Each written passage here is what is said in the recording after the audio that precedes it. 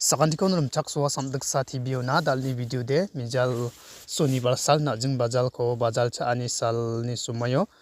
manka cholni bangal rang aro dingtang biap rangni bangal rang najing bajalo bustu rangko palna gita misu samjak rangko palna gita ribaha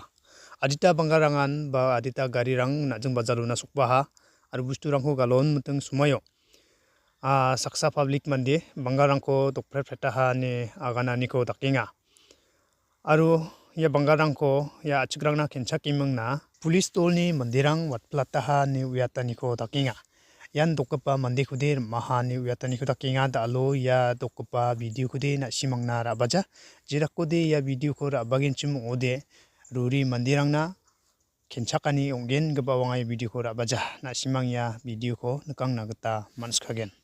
মানকাছৰৰ মানুহে দীৰ্ঘদিন ধৰি মেঘালয়লৈ যায় তাত ব্যবসা বাণিজ্য কৰি থাকে কিন্তু আমি আজি দেখা পালো অলপ আগতে শুনা পালো যে আমাৰ মানকাছৰৰ মানুহ যিসকলে মেঘালয়লৈ গৈছিল কোনোবাই তুৰা নাজিম বাজাৰলৈ গৈছিল সেইসকল ব্যৱসায়ীসকলক তাত ব্যবসা আজি কৰিবলৈ দিয়া নাই হাট বজাৰত বহিবলৈ দিয়া নাই মেঘালয়ৰ যিসকল NGO সংগঠনবিলাক আছে তেখেতসকলে এই মানুহবিলাকক ভয় ভাবুকি দেখুৱাই দোকান পোহাৰ বন্ধ কৰি